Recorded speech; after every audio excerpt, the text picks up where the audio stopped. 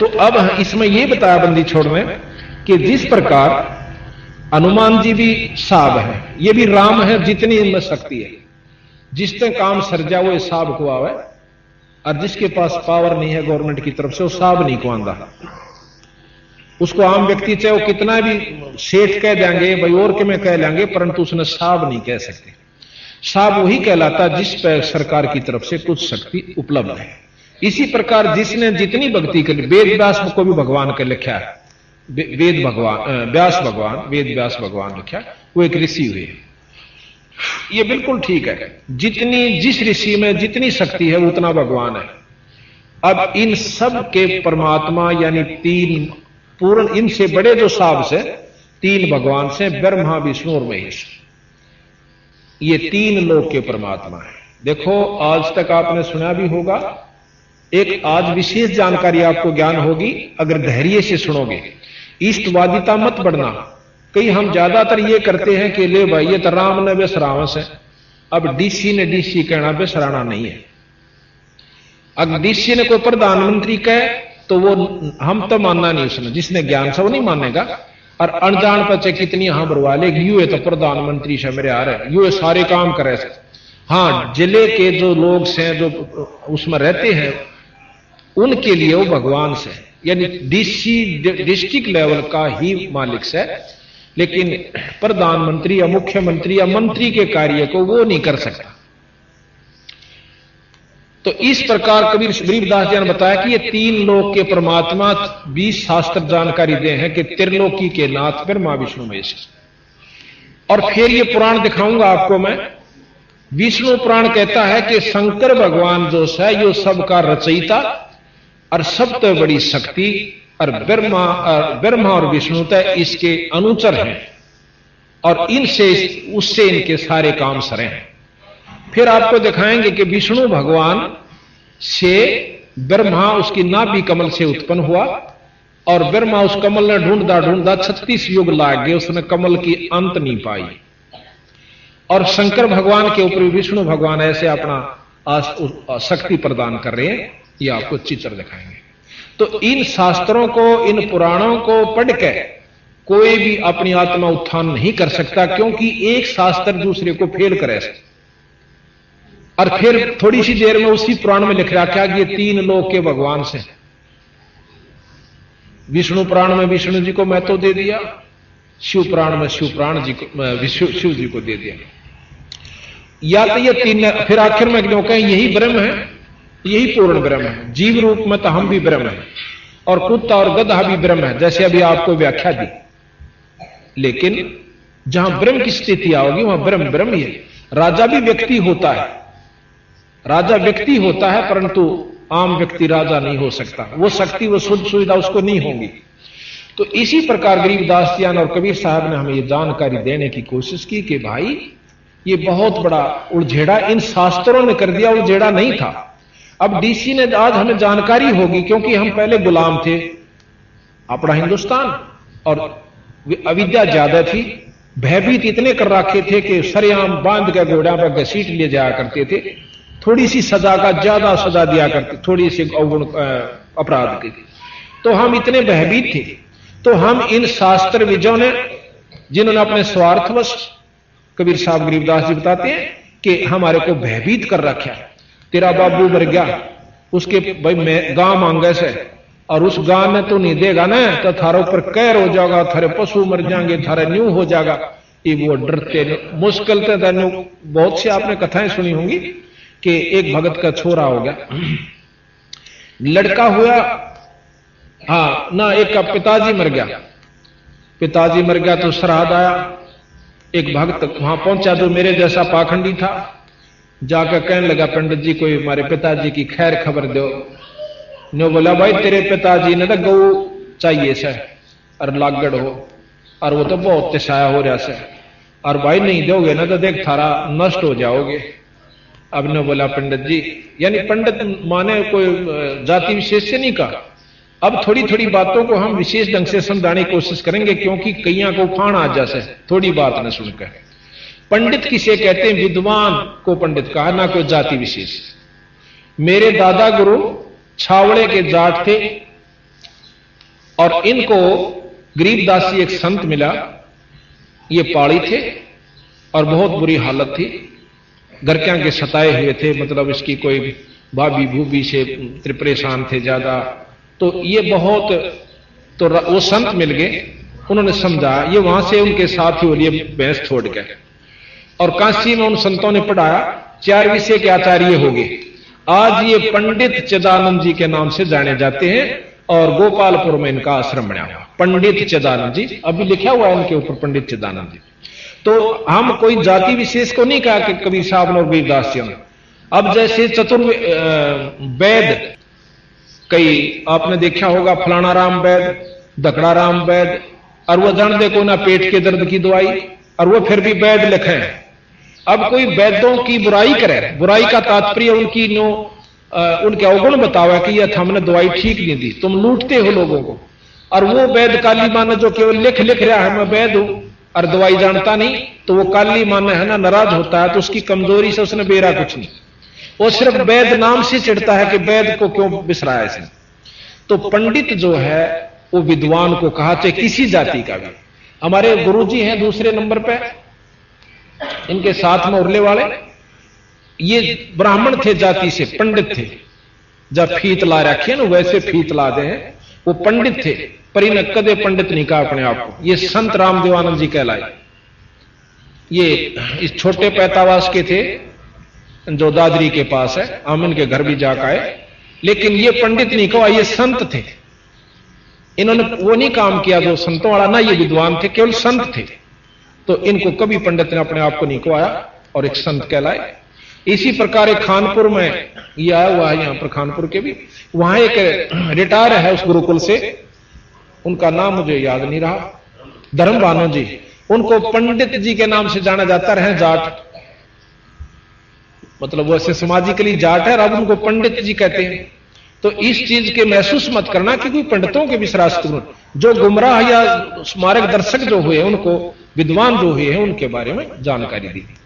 तो कहते हैं वो गऊ घर क्या ने गऊ दे दी भाई, ले जाओ पंडित जी, हमारे पिताजी दुखी ना होने चाहिए। अब इसी के उपलक्ष्य में गरीबदास महाराज ने एक प्रमाण दिया। एक गरीबदास जी महाराज का एक शिष्य उसी गांव का छुडानी का था। वो लड़का जवान था, शादी हो रही थी, उसके 2-4 दिन वो सत्संग में नहीं आया लगातार। तो महाराज जी ने बुलाया, भी की बात है, उस छोरे लाओ बुला। अच्छा भगत था, अच्छी लगन लगी थी उसकी, वो कदे फिर होके पिनिया दौरा बैठ गया और फिर बुला लिया। वो बुला भी, महाराज जी याद करें थे तेने। वो गया, भाई गुरु जी ने कैसे याद किया? अखा महाराज जी कैसे याद किया महाराज? भाई मैं तो गरीबदास जी कहने लगे, मैं नो पूछूं था भाई, कई दिन लाग गए, दर्शन ना दिए, गांव के गांव में भी फिटन ना है, मेरे यार जी नहीं लगता। महाराज जी ने कहे थे किसी तरह ये बेचारे आना कंटिन्यूस आना जाना बना रहते, इनकी जो है, इनकी जो दुर्गति है वह ना फिर दोबारा पनप जावे, क्योंकि सत्संग हमारे अंतःकरण को साफ करता है। जितनी बार भी हम इसको सुनेंगे उतनी नई चेतना हमारे अंदर और हौसला बढ़ता है। अक जी ऐसे है कि मेरे पिताजी का श्राद्ध था कल, अच्छा जो कल गया उसको मेरे पिताजी का श्राद्ध था।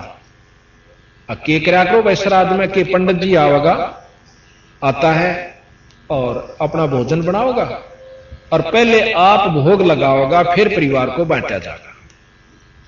बोला भाई ठीक, बहुत अच्छी बात भाई। और ने बोला महाराज जी मैं कल भी नहीं आऊंगा। क्यों भाई? कि कल मेरी मां का श्राद्ध है। बोला अच्छा, पर एक काम करिए भाई कि मैं हमने भी खवा दे, खीर ख्यार बना दे होगे? अखा जी खीर बनावांगे, थोड़ी सी मेरे खातिर भी ले आइए। अख ले आऊंगा महाराज जी, या कौन सी बात है, जरूर ले आऊंगा। नो करिए 2 आंख की ले आइए। अच्छा 2 आंख ले आऊंगा। जब पंडित जी ने अगले दिन सारा काम कर लिया, भोजन भी पा लिया, सबको खिला भी दिया, अपने मंत्र उच्चारण सारे कर लिए, और फिर ये कहा कि तेरे पिताजी भी 1 साल के लिए तृप्त हो चुके हैं, अब उनको भूख नहीं लगेगी, प्यास नहीं लगेगी, क्योंकि मैंने भोजन पा लिया। तो ठीक से वो 2 व्यक्तियां की रोटी खीर लेके और बंदी छोड़ के पास आ गया। वो छोरा ने बोला महाराज जी रोटी ले आया, आजा भाई खेत में चालांगे। उन्हें सोचे कोई काम कर रहे होंगे मजदूर, उन्हें रोटी देने खातिर जानते होंगे, उन्हीं के खेत में चला गया। चले ले गए बंदी छोड़। और वहां एक जोड़ी ही बनी हुई थी चारों तरफ, जैसे झाड़ बोझ खड़े हो जाते हैं एक तालाब लेट लाट के अंदर। उस जोड़ी से 1 किला की दूरी पर महाराज बैठ जाते हैं और वहां से आवाज देते हैं उसके पिता तथा माता का नाम लेकर कि भाई फलाने और फलानी आप रोटी खा लो, थारा लड़का भोजन लेकर आया। और वो छोरा ने सोचा मेरे माँ बाबू का नाम ले अड़े कितना आगे हुआ। पंडित जी तो कहता स्वर्ग में जा रहे हैं उधर। तो इतने में एक गीदड़ और एक गीदड़ी भागती हुई आवे, आंधे बंदी छोड़ के पान चाटन लागी। उन्होंने उनका ऊपर हाथ फेरा। हाथ फेर के बोला भाई थारा लड़का रोटी लिया से भोजन पा लो। थारा कनागत था आज, एक का काल था एक का आज था। ये वो दोनों ने रोटी नो इसी खा ली। जो अगर कुत्ता भूखा हो ना देखा हो रोटी गिर दे ऊपर ते गलत लिया कर दो मुंह वाले इतने ढंग से सैड देसी खा गए। और फिर भी नो देखें दानू और मिल जाते और भी खा ला। तो बंदी छोड़ गरीबदास जी कहने लागे रे भले मानस नो कह था तेरे पंडित जी ने खाए पाछे तेरे पिताजी तृप्त हो गए 1 साल के लिए। यू तेरा बाबू या तेरी मां मान चाहे मत मान। नो बोला जी भी कसर रहेगी, ये भी गुंजाइश रहेगी ना मानने की। पर महाराज जी बीमारी या सब मैं मान लू तो घर के लाठी ठा ले, यानी मेरे के लिए कोई नहीं बसांदा या बेगन तो वारी छूटेगा। नो बोला तो ढीला पड़े। अब ठीक से आगे से महाराज मैं नहीं करूंगा। तो इस प्रकार हम अज्ञानतावश, और आपको प्रमाण देता हूं मेरे गुरुजी अभी 26 जनवरी 96 को उन्होंने शरीर त्यागा, 124 साल के हो गए। उससे पहले ये मेरे ख्याल में दिसंबर की बात है, नवंबर में अपने घर 45 चले गए। वह कह रहे थे कि ये लगभग 100 साल के बाद आए हैं अपने घर ने। 100 वर्ष के बाद गए, 15-16 साल के निकल गए थे। और पिछले साल ये भी गए थे एक बार महीने, मतलब 5-6 महीने पहले गए थे। तो हम वहां चले गए इनके पास। तो इनकी भाभी जी वह थी, भाभी जी जो लगभग 90 से भी 92-93 साल की हो रही थी। वानो बोली जी ये 12-13-15-16 साल के चले गए, 2 लड़के थे। क्योंकि भक्ति की जो कसक होती है वह पिछले संस्कार जो होते हैं वो बहुत तगड़े हों से और वो अपने आप मार्ग पर लगा दें। तो इन्होंने क्या करा के कहीं उनके खेत खात पड़े थे, ऊड़ है कपड़े काट के घेर घेर वो पाड़ गए कति कपड़ा न्यो और आप भागे जंगल में। जाने वाला ने देखा कि वो 2 लड़के जंगल में भाज गए। तो हमने उसके बाद इनकी टोआ टाई बिक्री ढूंढा ढांडी करी, कितना नहीं पाए। तो हमने मान लिया कि वो किसी जंगली जानवर ने खा लिए, समाप्त हुए, मर गए। मैं नो कहती 90 साल की होली, 12-13 साल की मैं ब्याही भी आ गई थी, 92 साल की होगी, यानी 80 साल हो गए मैंने इनके 5 लत्ते काटा करूं, इनका कनागत काटा करती और 5 लत्ते पंडित जी दिया करती। आप विश्वास कीजिए कितना अंधविश्वास है। वो ईबताएं जीवन थे और उनके 5 लत्थे कनागत 80 साल तक रहे। इतना अंधविश्वास, इतना भूल भुलैया डाल रखी इन भोले भाले जिया ने क्यों करे बंडाए दे बेचारे। सुख सब चाह अपने घर में, पर सुख फिर भी नहीं होता चाहे 20 ब्राह्मण जमा दो। ब्राह्मण का मतलब ये नहीं है कि जो पोथी ठहर का आंख में दे ली, ब्राह्मण सोई जो ब्रह्म पछाना, ब्राह्मणी से काम नहीं करा करें। जो किसी ने बंडा दे वो यथार्थ चीज बताओगा, जो विद्वान होगा पंडित होगा। तो इस प्रकार बंदी छोड़ गरीबदास जी ने यही मार्गदर्शन किया कि तुम एक दिन कनागत काटो, सो रोजाना काटा करो कनागत।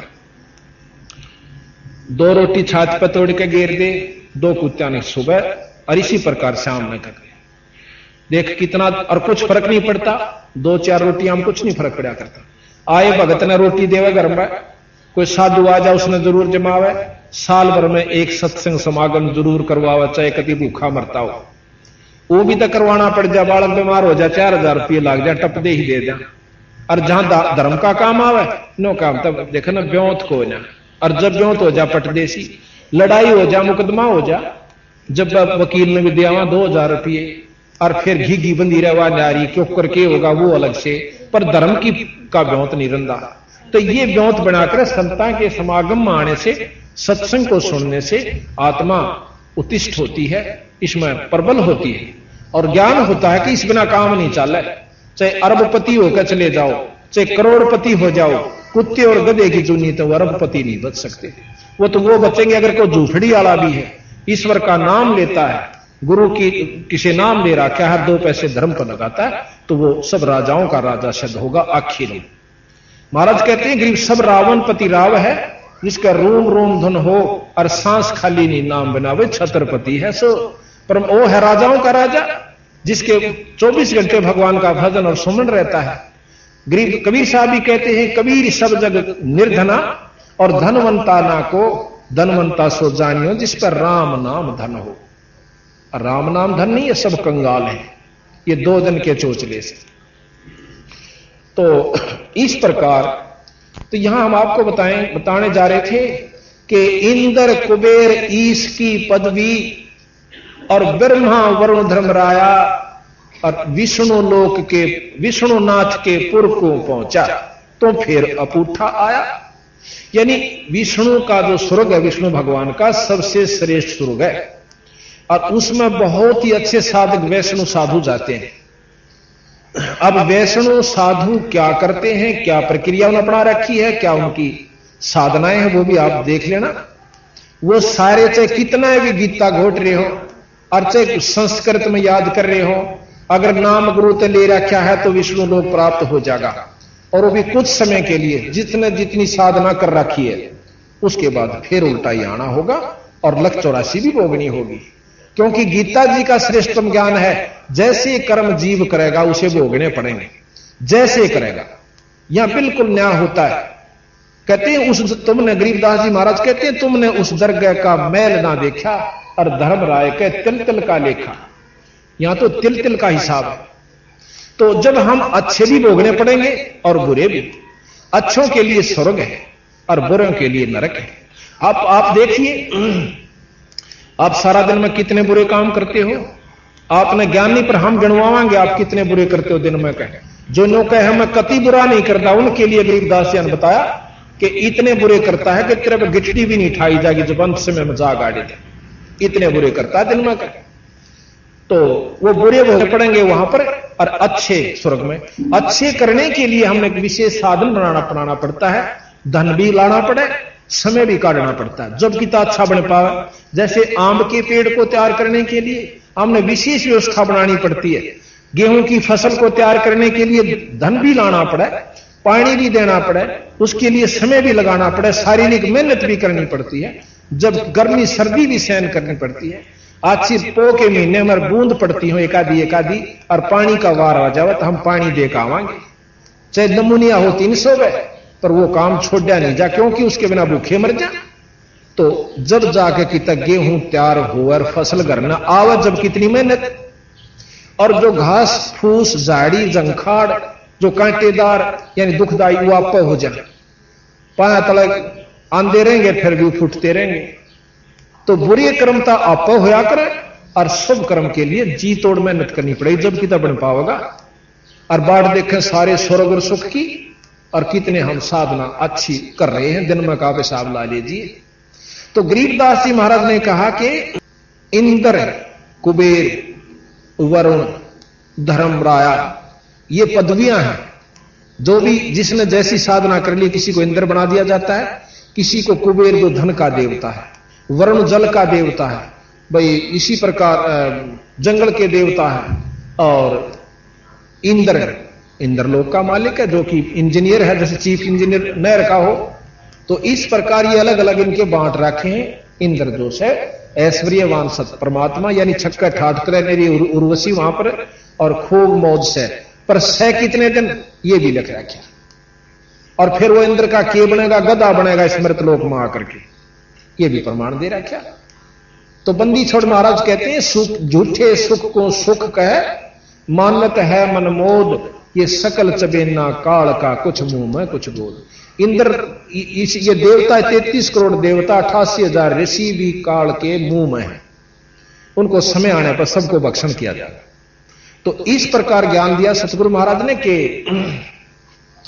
दोजक बहिष्ठ सभी ते देखे, दोजक नरक और बहिष्ठ स्वर्ग। अब ये उर्दू में बोल गए महाराज जी, इन्होंने सब भाषाओं को समावेश दिया है कि जिस भी इलाके में जिस भी स्टेट में ये ग्रंथ साहब पढ़ा जाएगा उस अक्षेत्र के जो भगत हैं वो अपनी भाषा में जब्बा पकड़ लेंगे।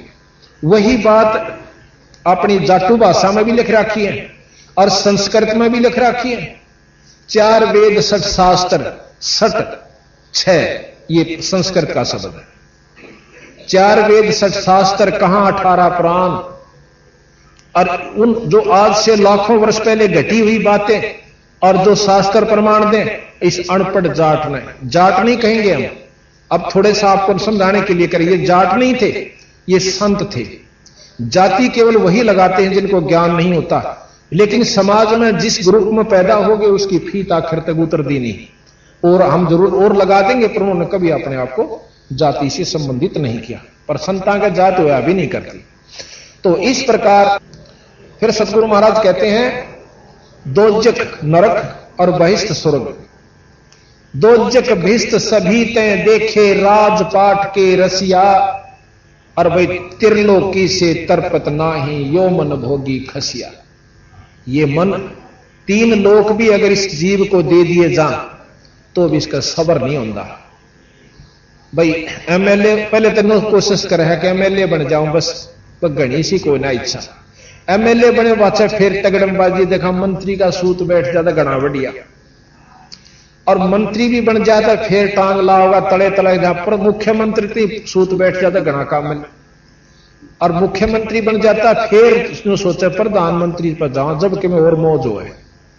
प्रधानमंत्री भी बन जाए तो फिर दूसरे विदेशों को लूटने की सोचा, जैसे राजा हुआ करते थे, राजा बन जाते बैठते नया लड़का राजा राजगद्दी पे, नो सोचा करता कौन से हमला करूं ताकि उसने भी अडक लो। तो बंदी छोड़ महाराज कहते हैं 3 लोक तो यो मन भर नहीं सकता, तीनों लोक भी इस जीव ने दे दे तो भी इसका पेटा नहीं भरे, और 3 लोक दे दिए भी जाएंगे फिर भी ये पशु तो नहीं जाएगा बिना एक सच्चे नाम के जाप। दोजक भिष्ट सभी ते देखे राजपाट के रसिया, और 3 लोक से तरपत नाही यो मन भोगी खसिया। फिर क्या कहते हैं कि असंख्य जन्म तन मरत्या होगे जीवित क्यों ना मरे रे, और 12 मद महल मठ बोरे भाई बहोर ना दे धरे। अब 12 शब्द संस्कृत का है, 12 यहां कहा कि असंख्य जन्म तन मरत्या होगे। क्या कितनी बार जैसे शुरू में बताया था कि असंख्य जन्म तन भरमत होगे कुछ ना हाथ लग्या रे, कुकर शुकर खरबया बोरे कौआ हंस बुगारे। तो किरा कितने बार तो हम गधे बने, किरा कितनी बार हम गंदी नाली के कीड़े, सरप, जंगली जानवर, पक्षी, और एक दिन में कई मर जाए हुए कीड़े भी हम बने। तो यहां कहा कि किरा कितनी बार मर लिया तू, एक बार जिंदा मर के देख। जीवित कैसे मरना है कि नाम ले गुरु तय, बीड़ी छोड़ दे, शराब सुल्फा मांस, और भाई किसी की निंदा चुगली चोरी रिश्वत, और अपने काम ने भी थोड़ा ढीला कर ले, इच्छाओं को मार। अब मन करे है कि क्या करेगा सत्संग में जाकर, अरे ठीक से अपना को पिक्चर देख लेंगे हाल में बैठ के, रही खी फिर को अपना ताश खेल लेंगे। तो वो जीवित नहीं मर रहे, जीवित ये मरे हैं जो आज सत्संग में आए हैं, अपने काम ने भी छोड़ के आए। और जितने भी हमारे उपदेशी हैं वो बीड़ी शराब मांस तंबाकू से कति दूर हैं, उनको उनसे नफरत हो चुकी है, पूर्ण रूप से ज्ञान हो जाए पाछे फिर उसका रूह नहीं कराया करती। तो आज आप जीवित मर के आए हो यहां पर, इसका नाम जिंदा मरना, अपनी इच्छाओं को खत्म कम करना, ये जिंदा मरना होता है। वो दूसरी बात है कौन कितना मर चुका है, धीरे धीरे मर जाओगे, मरने का तात्पर्य इच्छाएं खत्म हो जाएंगी, मरे पाछे जिंदा होया करे जीव। जैसे गेहूं है, गेहूं को कोई भी बीज है धरती में दाब दिया जाएगा वो गलेगा, वो गलता नहीं, वो फिर उसमें गिराना कितने लेकर आओगा। इसी प्रकार समाज की नजरों में आप चोचले नहीं करोगे तो समाज में पसंद नहीं आओगे, आप लोग कहेंगे तुम्हें बेकार सा आदमी से, पर बेकार होकर ही उभरे हैं जो भी उभरे आज तक, किसी संत ने देख लो। तो हमने यही देखना है कि समाज को नहीं देखना, हमने अपने भविष्य को देखना है, आने वाले समय को देखना। तो यहां का गरीबदासियों ने कि असंख्य जन्म तन मरत्या होगे जीवित क्यों ना मरे रे। भाई द्वादश मध्य, द्वादश 12 महल मठ बोरे बहुर ना दे रहे। यहां द्वादश का मतलब है 12 प्राण है, पान अपान समान वियान विज्ञान, इस प्रकार की 12 प्राण है। हमारी वायु है जो अपने अपना काम स्थान स्थान पर कर रही है, और इन 12 प्राणों के बीच में यानी वो आत्मा है। और उस आत्मा का जब हम निरीक्षण अपना आत्म स्वरूप देखेंगे, जब हम ईश्वरीय जो शक्ति का अपने अंदर संचरण करेंगे, और जब हमारे अंदर ईश्वरीय शक्ति संचरण हो जाएगी तो हम ईश्वर रूप हो जाएंगे। जब हम पीयू बनेंगे, गरीबदास जी महाराज कहते हैं कि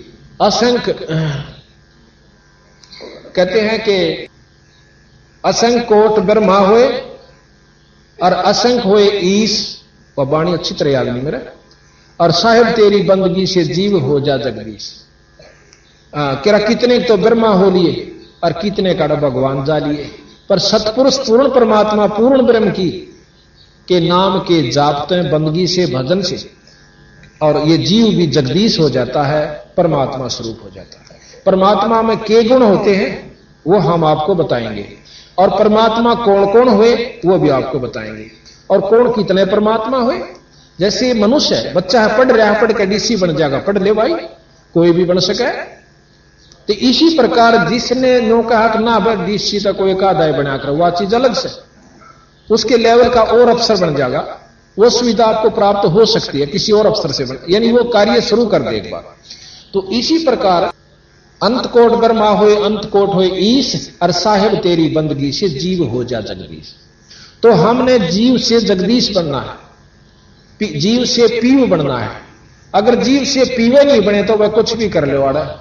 जो नियम मान कर चल रहा है कि जीव अनादि है, परमात्मा और प्रकृति अनादि है, फिर वो शास्त्र झूठे हो जाते हैं। दोनों कहे हैं कि जल तत्व को पृथ्वी तत्व को जल तत्व ग्रासेगा, यानी ये खत्म होंगे पर बीज रूप में फिर रह जाएंगे। और जब बीज भी खत्म होगा, जब हम सतलोक में चले जाएंगे, एक नाम का जाप बताए विशेष और विधि से पूरे गुरु से लेकर के, और फिर हम उस सतलोक में पहुंच जाएंगे जहां पर ये हमारे ऊपर प्रकृतियां नहीं रहती, ना प्रकृति की रहती और ना काम क्रोध मोह लोभ अहंकार की होती। तो यहां बताया कि द्वादश मध्य महल मठ बोरे जो बहुर ना दे धरेरे, दोबारा हम इस लोक में नहीं आओगे। इस लोक में जब भी कोई भी आया, कृष्ण भगवान आए 3 लोक के मालिक, कितना दुख पाए। एक दिन भी जो सुख का सांस कृष्ण लीला देख लो, रामचंद्र जी की रामायण पढ़ लो, जब एक दिन भी सुख का सांस वह लेकर गए होते इस मृत लोक में थे। और हम उनकी उपासना कर यहां सोचा हमने सुख हो जाए राम की उपासना करके। राम खुद इतना तंग पाया यहां पर, जो है ना कुफर तोड़ दिया हमारे जैसे नीच व्यक्तियों ने। उस परमात्मा 3 लोक के भगवान को भी नहीं बख्शा हमने, और आम यहां सुखी चाहता है। इस मृत मंडल में कोई सुखी नहीं रह सकता और ना हो सकता, और ना उम्मीद करने की जरूरत। यहां तो सुखी केवल वो रहेगा जो नाम पूर्ण परमात्मा पूर्ण ब्रह्म का जाप करेगा। अब थोड़ा सा भेद यहां और बता दें। आपने ब्रह्म का भी नाम सुना और पार ब्रह्म भी सुना होगा, खूब सुना होगा, पर ज्ञान विचार नहीं कर पाए। ब्रह्म और पार ब्रह्म 2 नाम हैं तो 2 शक्ति भी होंगी। अब यहां फेल कर दे हमारे जो विद्वान है, नहीं ब्रह्म कोई पार ब्रह्म कहे। अब मंत्री ने प्रधानमंत्री कौन कहेगा, ऐसा बेवकूफ कोई नहीं। मंत्री अलग है, प्रधानमंत्री की और शक्ति है, और दिन रात का अंतर है। और मंत्री ते प्रधानमंत्री बनया, ऐसी बात नहीं। ब्रह्म से मतलब परे जो है परब्रह्म है। ब्रह्म की कुछ अपनी पावर्स न्यारी हो से, और परब्रह्म की ओर से। ब्रह्म यहां पर ज्योत निरंजन जिसका वेद वर्णन करते हैं, ब्रह्म तक का ज्ञान वेद देते हैं, और इससे ऊपर परब्रह्म है। परब्रह्म जिसको अवगत पुरुष कहते हैं, अक्षर पुरुष कहते हैं, और ब्रह्म परब्रह्म से ऊपर है पूर्ण ब्रह्म जिसको सतपुरुष कहते हैं। अब हमने ब्रह्म तक का भी पूर्ण साधना का ना बेरा इस तक क्यों कर लाभ होया करे। हमने ब्रह्म का भी पूर्ण ज्ञान नहीं है कि कैसे लाभ लेवा इस ब्रह्म से, और हमने पहुंचना पूर्ण ब्रह्म के पास। उस पूर्ण ब्रह्म की साधना से हम यहां से आण जान तर जन्म मरण तक बच सकते हैं। महर्षि दयानंद जी आज के युग में बहुत श्रेष्ठ विद्वान हुए और सबको मान्य हुए। उन्होंने भी ये लिखा है कि जीव अनादि है, ये अपने कर्म भोगता रहेगा, ये अमर नहीं हो सकता। एक ने प्रश्न कर रखा है, मैं सुनाऊंगा आपको, उनके सत्यार्थ प्रकाश मेरे पास रखा है, आपको पढ़ के सुनाऊंगा। किसी ने प्रश्न किया, वो उत्तर देते हैं, अब भाई 4 मुक्ति मानी गई है। वो कहता कोई मुक्ति मुक्ति ना होती, जीव अपने करे हुए कर्म का भोग भोगता रहे, ना कोई स्वर्ग से, ना कोई नरक से, और ना कोई विष्णु है, ना कोई ब्रह्मा से, ना कोई और वहां परमात्मा की संज्ञा में रहते। ये जीव आड़े अपना चोले बदलता रहे है और हवा में घूमता रहे, ऐसे इसका कोई स्वर्ग नरक नहीं है, कोई सुख दुख नहीं है। तो इतना तो वह भी मानना है कि भाई ये जीव जन्म मरण के चक्कर में रह जाएगा। और गरीबदास जी महाराज के जब यू इससे बीमारी में रहा तो फिर साधना की जरूरत पड़ेगी। साधना तो हमने करनी चाहिए ना कि कतिये कबाड़ में नहीं आवा और जन्म मरण ते इच्छा छूट जाए। ये प्रमाण देते हैं। जब इस महापुरुष ने 4 वेद 6 शास्त्र 18 पुराण आप मिला लीजिए और 11 उपनिषद, एक अनपढ़ था, कति कलम उसका स्कूल के दौरे का भी नहीं गया, पहले स्कूल होते भी कहां थे। अच्छा, वो जब आज से लाखों वर्ष पहले कि जो कि तो महाभारत और रामायण को लिखते हैं और श्रुतियां का ज्ञान देते हैं, तो वो क्या कह सकते हैं हम उनको, वो परमात्मा थे। वो अपना भेद देने के लिए आए और अपना लिख गए सारा का सारा। भाई जिसने कुछ थोड़ा बहुत सुख चाहिए तो इस गीता जी ने पढ़ा करो और इस प्रकार आचरण करा करो। इन्होंने गीता जी का भी ज्ञान दिया कि गीता जी के ज्ञान से आप ये सुख प्राप्त कर सकते हो स्वर्ग, और हमारे ज्ञान से आप पूर्ण ब्रह्म यानी सतलोक को जाओगे जो कभी अविनाशी है, नष्ट नहीं होता, उस लोक में जाओगे। एक तरफ से शास्त्र में बताते हैं विष्णु लोक समाप्त होगा, शंकर जी का लोक भी होगा और विष्णु जी का भी लोक होगा। ब्रह्मा जी भी समाप्त होगा, विष्णु जी भी समाप्त होगा, शंकर भगवान भी नष्ट होगा। एक किताब शास्त्र में लिखा है कि 7 ब्रह्मा मर लेंगे, 7 इंद्र मर जाते हैं जब एक ब्रह्मा मरता है, और 7 ब्रह्मा मर जाते हैं जब एक विष्णु समाप्त हो जाता है, और 7 विष्णु समाप्त हो जाते हैं जब एक रुद्र का यानी शंकर जी नष्ट हो जाते हैं। तो इस प्रकार आप बताइए, महाराज गरीबदास जी ने कोई गलत नहीं कहा कि तुम उस अविनाशी परमात्मा से मिलो। आगे कहा कि सतगुरु मिले तो 4 मुक्ति जहां सतगुरु मिले तो इच्छा मिटे, और पद मिल पदे समाना, चल हंसा उस लोक पठाऊं जो आज अमर स्थान। आदि यानी कदेत, अमर जो कभी नष्ट नहीं होता, वो स्थान, वो सतलोक होता है। अब बताइए, फिर कहते हैं कि 4 मुक्ति जहां चंपी करती, 4 मुक्ति इस 3 लोक की, चौथी मुक्ति सायुज मुक्ति जो है श्रेष्ठतम मुक्ति है। महाराज कहते हैं 4 मुक्ति जहां चंपी करती, चंपी के 5 दावे, उस संत के जिसने पूर्ण ब्रह्म परमात्मा की उपासना कर ली। 4 मुक्ति जहां चंपी करती, माया होरी दासी, और दास गरीब अब है पद पर से वो मिले राम अविनाशी। अविनाशी परमात्मा का हमें जानकारी ज्ञान जब हो जाएगा तो तब हमें भक्ति की रुचि बनेगी। ईबता हमको तो माता के गीत गा रहे सा, और को रेखे जो है ना अपनी भाई की खेत में बना ली एक मंडी सी, और हमारा पितर ना से देगा उड़ा गुलगुले चढ़ा का आकर, और खा के कुत्ता उस गुलगुला ने उड़े मूत की धार मारा उसके ऊपर, और माता भी राजी है, पितर भी खुश, फिर हुआ ठीक। तो हमने जो साधना अपना रखी है वो कति ओछे ढंग की अपना ली, और यही गरीबदास कबीर साहब महाराज ने कहना है कि इन साधनाओं से जो वस्तु तुम पाने के लिए शरीर धारण करके आए थे मनुष्य का, या उपलब्धि इन साधना से नहीं हो सकती। एक भाई ने प्रश्न किया कि मैंने उससे कहा कि ऐसे ऐसे हमने कोई चमत्कार बताया कि ऐसा हो गया, तो वो नो कहने लगा ईब करके दिखा दे। अब वही बात कोई नो का जींद में राम वर्षा जेठ में, हर को रो तकाड़ा नो का आड़ वर्षा के दिखा दे, ते ना तुम्हारा बरसाना हाथ में, पर नो जरूर बता दें कि उड़ा बरस रहा ना तसली तो चाल दिखा दें, क्यों बरसे पाछे कुछ तो आकरण होया करे। बड़ा वर्षा होगा बारिश भी पाओगी, पानी सूख भी गया होगा तो गिल्लापन जरूर पाओगा, और भाई सूख भी गया होगा तो फिर 10 आदमी गवा जरूर पाओगे। राम वर्षा बारिश हुई थी नो कहना मतलब जब मानो जब रोहतक में बरस ले, यू तो देख बड़ा रोड़ा है, ये ओड भी तक किसी का सैनिक फिर बरसागर फिर दिखा दे। तो इसी प्रकार उन्हें बोला ईब दिखा दे, तो वो काम करके मैं बोला वो ओड भी नहीं से, पर जब उस स्थिति में हम आ जाएंगे जब वो बारिश हो जाएगी यानी वो काम हो जाएगा, तो थोड़ी सी देर में वो महर्षि दानंद जियों के उपासक थे, यानी उनको मानते थे कि हम उनके सिद्धांतों को बहुत अच्छा मानते हैं, थे अच्छे उनके सिद्धांत, जहां तक थे बिल्कुल ठीक है। तो उन्होंने बोला आपने ज्ञान नहीं कि महर्षि दयानंद इतने योगी थे कि छत का शर ला दिया करते, नो उठ जाया करते थे समाधिस्थ होकर के और फिर वापस आ जाते थे। नो बोला फिर कोई कमी रह जाए उस संत में? मैं बोला कति कमी नहीं, पर अभी तुमने न्योना बेरा के इस साधन तय इस वस्तु को पा करके उसने लाभ क्यों हुआ होगा?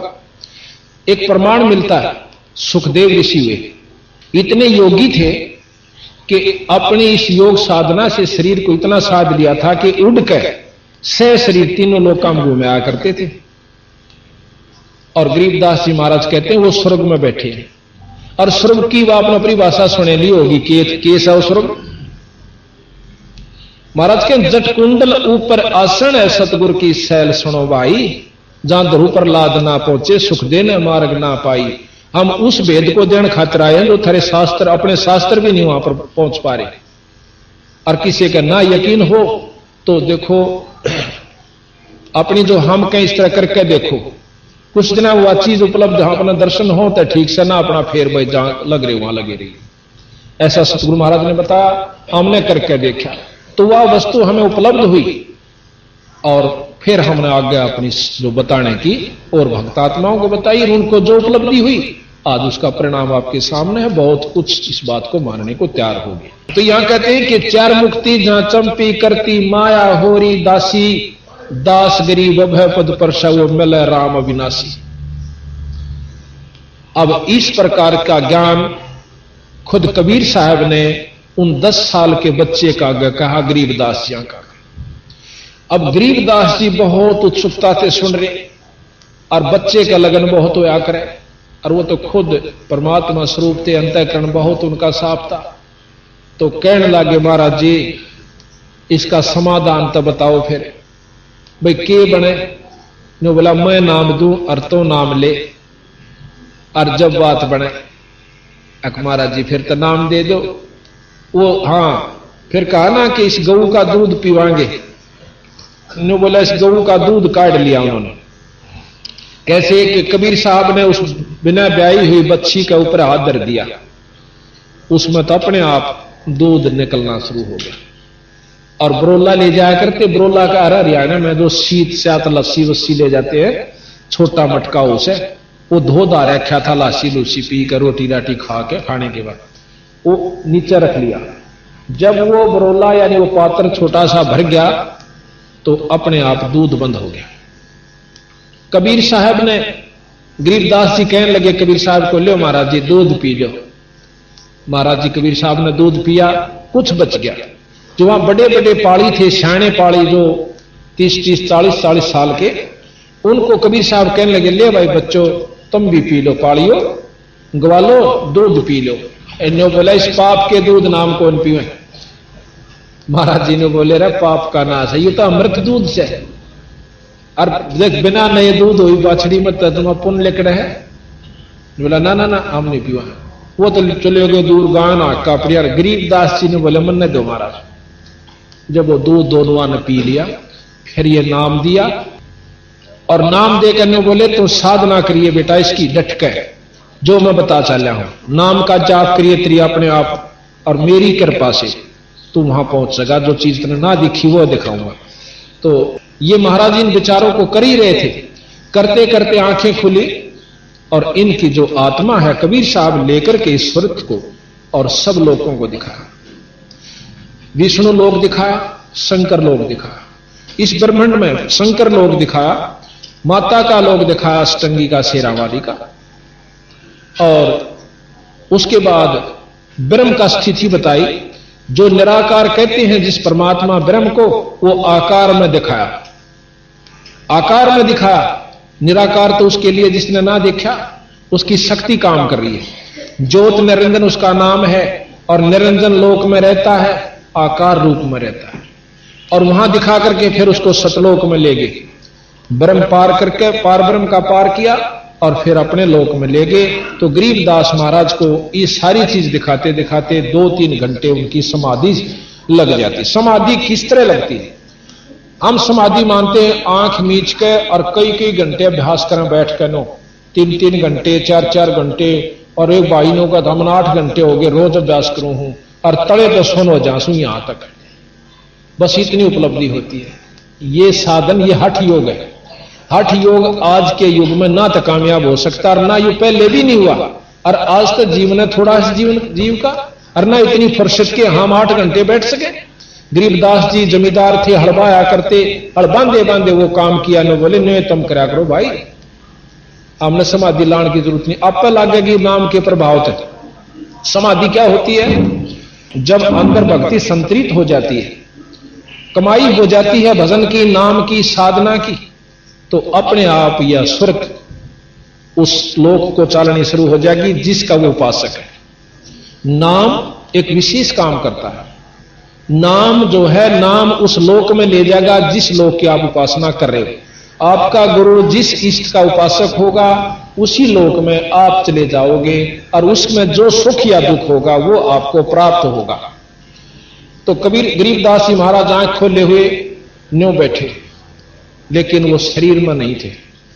सारा कुछ देख आए, पालिया ने देखा ये 2 घंटे हो गए उठता न बैठ के मैं बात करता, और महाराज जी वहां से अंतर ध्यान हो गए कबीर साहब। उन पालियों ने आकर देखा, पहले तेन बोला रहा गरीबू, गामा में गरीबू का आ कर दे महाराज ने, न्यो हलाया 2 एक बार पड़ गए, वो गिर गए। उन्हें सोचा मर गए। तो आप कई बार देखा समाधि, हम बात कर रहे हैं किसी दूसरे से, और एक हमारे बांह को खींचा, नो कई बार बात सुने, पर हमने न्यो भी नहीं पता होता ये मेरी बांह खींच रहा है, मेरा हाथ लगा रहा है, इसका भी आवाज हमें नहीं होता, और हम दूसरे से बात कर रहे होते।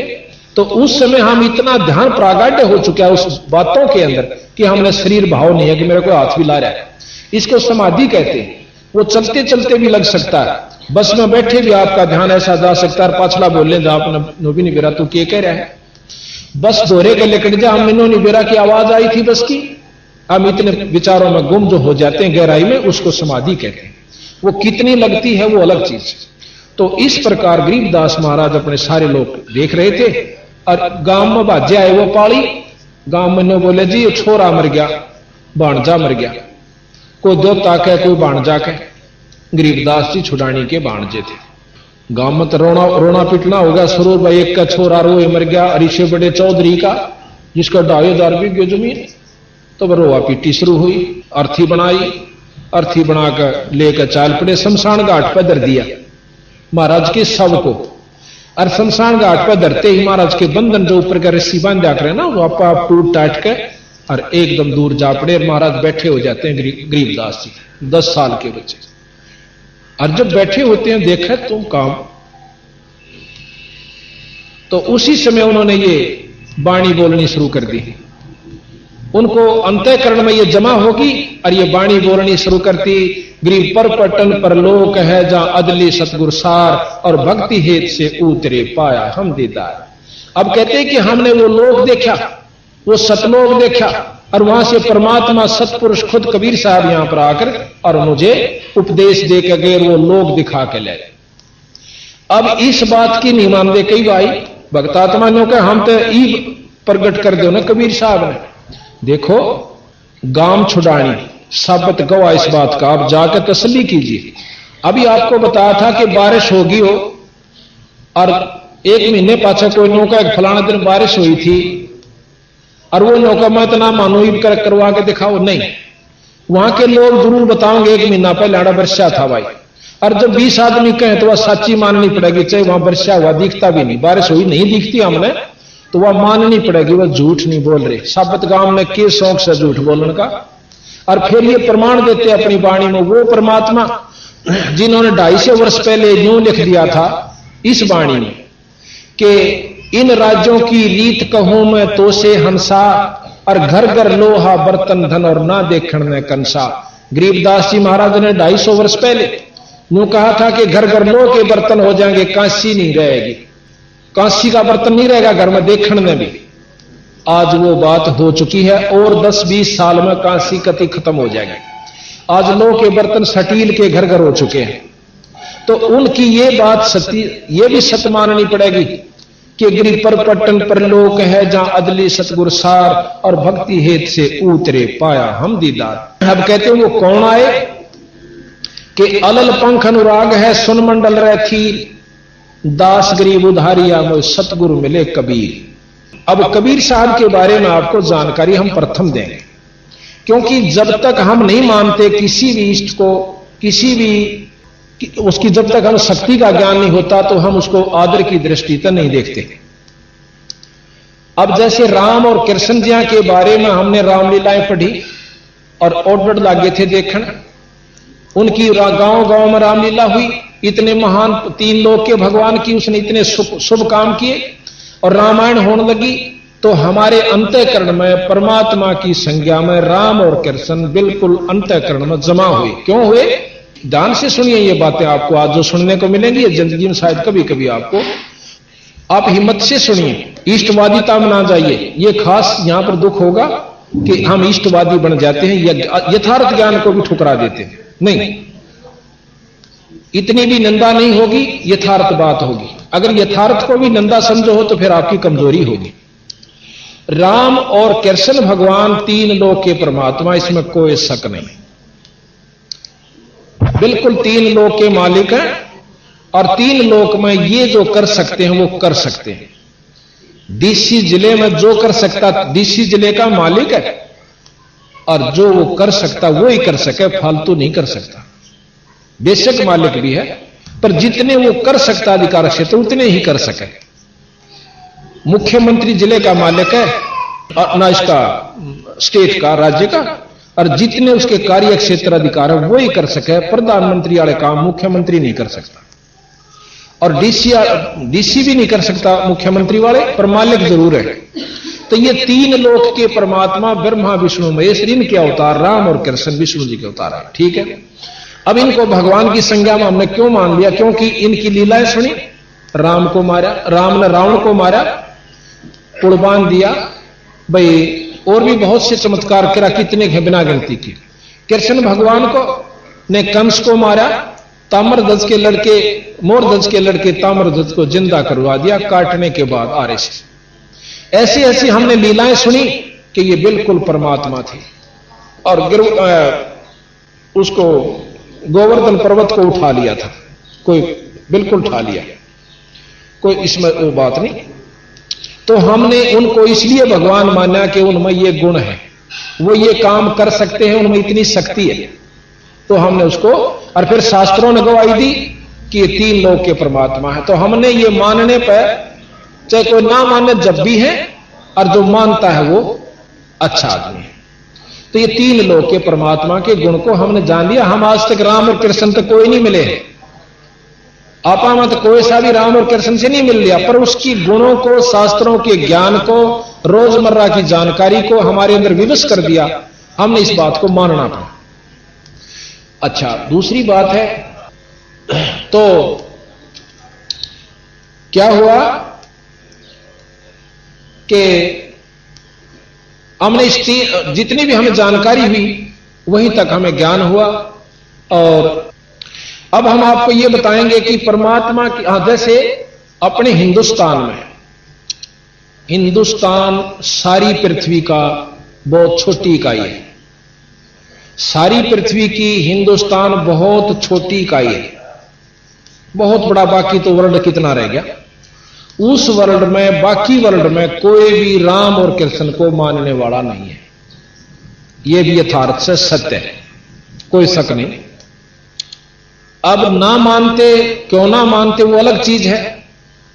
वो उनके ना मानने से ये 3 लोक के परमात्माओं की शक्ति कम नहीं होगी, ये ज्यों की त्यों रही और रहेगी। अब बात यह है कि हमारे हिंदुस्तान में भी मेरे ख्याल में तो 60% आदमी होंगे जो राम और कृष्ण भगवान को, विष्णु भगवान को, ब्रह्मा जी को परमात्मा की संज्ञा में मानते हैं।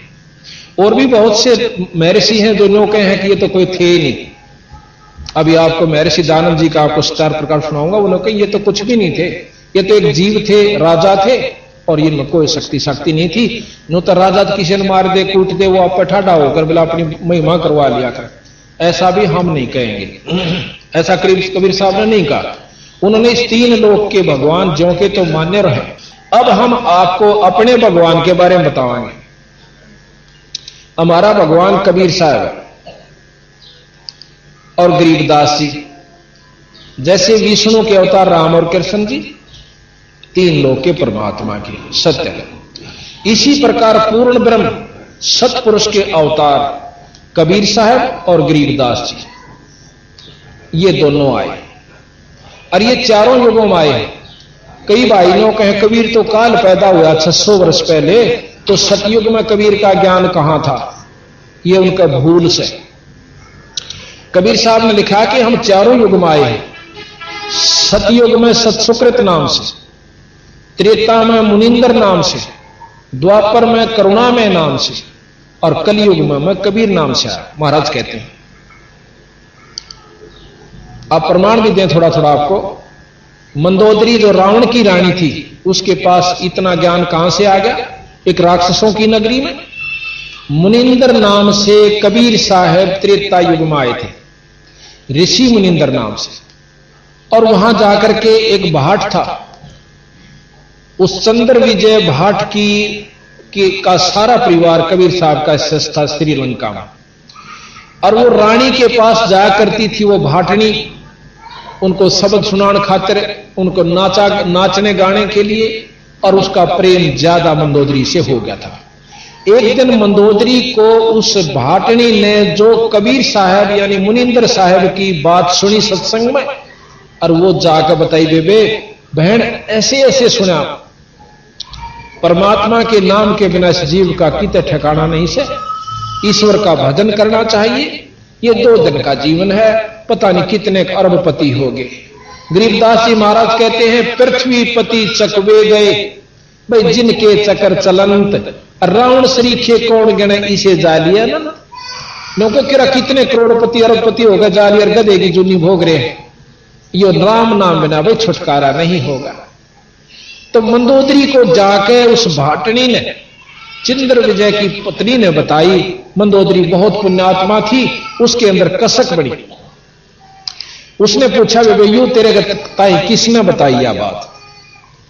ने बोली, मारे गुरुजी आया करे। गुरुजी आया करे कहां आए? इब कहां वजह मन में लाई तक वे बता दूंगी। मन तो न्यो ना जिक्र करा भी राजा की रानी है, कदे मारी बातां दौरा छोटे व्यक्तियों दौरा ना आवे।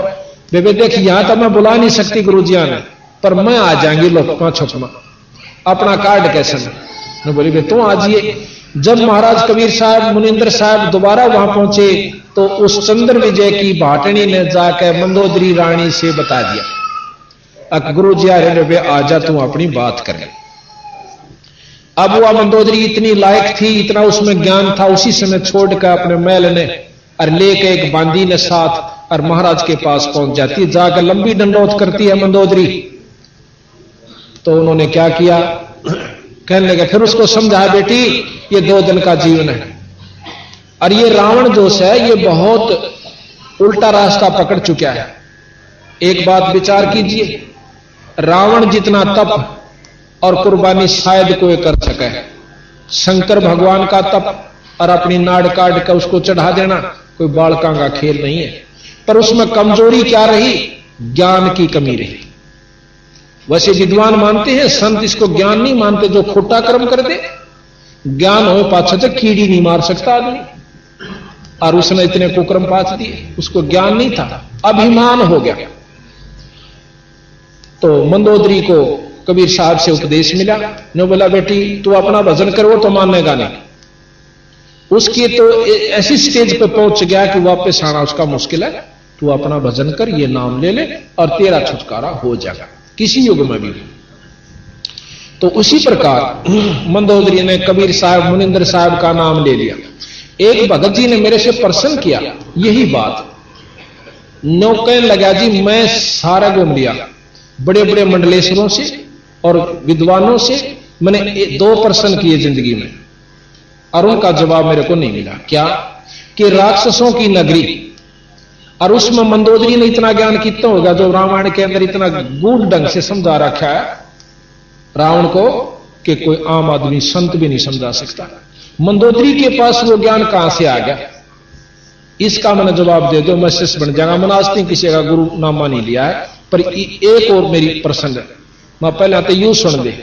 मैंने उसको ये प्रकरण बताया कि वो मंदोदरी कबीर साहब की यानी मुनिंदर साहब की शिष्या थी, और कबीर साहब का जो ज्ञान है वो विशेष है, सब शास्त्रों से न्यारा ज्ञान है, अंतःकरण में सीधा अटैक करता है। और ये ज्ञान उसको था जो मंदोदरी कबीर साहब की शिष्य थी मुनिंदर साहब की। तो फिर उसका सारा प्रकरण समझाया। रामायण तो भी उसने देखी, फिर हमने गरीबदास जी ने प्रमाण दे रखा है वो भी बताया, फिर उसको तसल्ली। फिर दूसरा प्रश्न उसने किया कि मैंने महाभारत कई बार पढ़ ली और देख ली और विचार कर लिया, उसमें एक प्रकरण आता है क्या कि उसने प्रश्न किया कि प्रथम तो गीता जी में यह ज्ञान दिया भगवान कृष्ण ने अर्जुन जी तक कि तू अपना निष्काम भाव से आप लड़ाई कीजिए, अक्षत्री का धर्म है, तेरे ऊपर ये कर्म लागू नहीं होंगे, आपके ऊपर कोई कर्म लागू नहीं होंगे। ये तो मैंने सारे मार रखे विराट रूप दिखा करके और अर्जुन को लड़ाई के लिए तैयार कर दिया। और फिर कहते हैं कि एक प्रकरण आता है कि जब राजगद्दी पे युधिष्ठिर को बैठाने लगे, युधिष्ठिर जी कहने लगे कि ऐसे पाप के राज्य को मैं नहीं भोगूंगा जिसमें करोड़ों बहन विधवा होगी, पता नहीं कितने मारे गए, ऐसे कुकर्म के राज्य को जो राजा करता है तो वो नरक का भागी होता है। इस बात को देख करके फिर कृष्ण जी के पास युधिष्ठिर जी को ले जाते हैं, कहने लगे भगवान इस राज्य को मैं प्राप्त नहीं करना चाहता, मुझे ये राज नहीं चाहिए, आप किसी को दान कर दीजिए। अब कृष्ण जी ने कहा कि देखो युधिष्ठिर, राज उसी को देना चाहिए जो अधिकारी होता है, अगर हम किसी अनधिकारी को राज देते हैं तो पाप के भागी होते हैं। राजा योग्य होना चाहिए, प्रजा पालक होना चाहिए, दयाभाव उसके अंदर होना चाहिए, जो कि आप और धर्म का राज करता हो। ये सब आपके अंदर विद्यमान है। बहुत सी चर्चाएं उसको करके फिर भी वो नहीं मानता है। कहने लगे ऐसा कर युधिष्ठिर कि आप एक यज्ञ कीजिए, यज्ञ के करने से आपके जो पाप कर्म हैं ये नष्ट हो जाएंगे और जो आपने युद्ध में पाप किए वो नहीं लगेंगे। युधिष्ठिर जी मान जाते हैं कि यज्ञ की गई, राजगद्दी पर विराजमान हो जाते हैं। कुछ दिनों के बाद, कुछ वर्षों के बाद युधिष्ठिर को बहुत बुरे सपने आने शुरू हो जाते हैं। रात्रि में देखता है कि किसी की नाड़ कटी हुई है और कोई हाहाकार करता हुआ भाग रहा है, कि कोई भाग रहा है, उसके पीछे से तीर मार दिया, वो तीर भागता जा रहा है, रोता जा रहा है और पड़ जाता है और मर जाता है। किसी के छाती में बाणों से भर दिया जाता है, हाहाकार कर रहा है, कोई औरतें रो रही हैं कि मैं विधवा होगी, कोई चूड़ी फोड़ रही है उसकी छाती के ऊपर। इस दृश्य को देख करके युधिष्ठिर पागलों की तरह रात में बहुत बुरी तरह चिल्लाकर उठ जाता है। आसपास उसके भाई बहन जो भी होते थे वो देखते हैं, आपको क्या हो गया, नौकर भी परेशान हो जाते हैं। तो वो कहने लगा मुझे ऐसे ऐसे बहुत बुरे भयानक दृश्य स्वप्न में दिखाई देते हैं। इस बात के लिए वो फिर भगवान कृष्ण जी के पास जाते हैं कि भगवान मैं बहुत परेशान हो गया, ये क्या कारण है कि मुझे ऐसे स्वप्न दिखाई दे रहे। तो भगवान कृष्ण जी ने कहा कि आपने जो युद्ध किया था महाभारत, वो जो पाप कर्म आपको सेध रहे हैं, दुख कर रहे दे रहे हैं। अब ये लफ्ज दोबारा सुना उसने। युधिष्ठिर तो बहुत शील स्वभाव के थे, कुछ नहीं बोले, पर अर्जुन जी के कान खड़े हुए। गरीबदास जी प्रमाण देते हैं, कबीर साहब ने प्रमाण दे रखा, पर अर्जुन नो नहीं बोला कि भाई युधिष्ठिर के मन में यह जावेगी कि मेरे सुख होने में यू भाई राजी नहीं टांग डावा, भाई मन चैन आ जा रात ने यू युग नहीं करने देंदा नहीं। उसी समय अर्जुन ये कहने वाले थे कि भगवान आप कह रहे थे कि आपके ऊपर कोई पाप कर्म लागू नहीं होंगे, पर नहीं बोले। अश्वमेघ यज्ञ की तैयारी हुई। उस अश्वमेघ यज्ञ के अंदर कहते हैं बहुत जीव आकर जी में, जिसमें महर्षि बहुत बड़े विद्वान 12 करोड़ पंडित विद्वान, एक से एक विद्वान। अब जाति को विद्वान पंडित नहीं कहा गुरु महाराज ने, गरीबदास जी ने, अर्ना जाति विद्वान पंडित होती। नकुल और सहदेव को भी विद्वान माना गया, पंडित में गिनती की गई है। नकुल और सहदेव जो युधिष्ठिर के भाई थे, उन दोनों को भी विद्वान पंडित माना गया, बहुत विद्वान थे वह दोनों के दोनों। तो नकुल और सहदेव के से विपरीत वशिष्ठ मुनि से और द्रोणाचार्य पता नहीं कितने और तीनों देवता ब्रह्मा विष्णु महेश ऋषि रूप में आकर उस यज्ञ में भोजन खाते हैं। उस यज्ञ की संपूर्णता सफलता का के लक्षण रखा था भगवान कृष्ण जी ने एक पंचजन्य शंख जिसके 5 मुंह थे, पंचायन भी कह सकते, और एक ऐसे सुसज्जित स्टेज के ऊपर अलग रख दिया कि जो भी यहां पर पूर्ण भक्ति शक्ति वाला संत या इष्ट इसमें भोजन खा जाएगा, इसमें प्रसाद पा जाएगा, यो शंख आप बाज जाएगा, उसके ये लक्षण थे। तो वहां लिख रखा है उस महाभारत में भी, और गरीबदास जी और कबीर साहब भी प्रमाण देते हैं कि सभी ने भोजन पा लिया पर शंख नहीं बाजा। अब युधिष्ठिर परेशान हो जाता है, कहने लगे भगवान कृष्ण, और भगवान कृष्ण जी ने भी भोजन खा लिया, शंख नहीं बाजा। अब वो कहने लगा महाराज क्या त्रुटि रही हमारे से कि शंख नहीं बाजा? आपकी कोई त्रुटि नहीं, आपकी कोई त्रुटि नहीं रही। इस यज्ञ के अंदर कोई पूर्ण शक्ति संतरित संत नहीं है। अब युधिष्ठिर न्यू तक एक है जी आप भी तो खा रहे हो। फिर ने बोला महाराज ये इतने बड़े बड़े विद्वान महामंडलेश्वर, और जिसमें 9 नाथ 84 सिद्ध ये सब बैठे हुए, और 33 करोड़ देवता 88,000 ऋषि, क्या महाराज इनमें कोई पूर्ण संत नहीं है? ये तो मान बढ़ाई के भूखे हैं, इनमें कोई पूर्ण शक्ति संतरित संत नहीं है। ने बोला जी क्या बात? कृष्ण भगवान ने अपना हाथ ऐसे किया और उनकी जो अगले जन्म में जो उन्होंने अगला जन्म पाना था वही रूप बनकर खड़े हो गए। कोई मुर्गा बना हुआ है, कोई सर्प का रूप धारण कर रहा है, कोई केंचुआ, कोई शेर, कोई भैंस, कोई गऊ, कोई बैल। अब भयभीत हो जाता है युधिष्ठिर कि महाराज फिर हमारी यज्ञ कैसे संपूर्ण होगी? होगी। एक संत है इधर, छोटी जाति में है, उसका सुदर्शन नाम है, नीची जाति वाले को सुपच कहते हैं। वाल्मीकि यानी भंगी के घर में जन्म है, और वो संत आवे तो बात बन सके।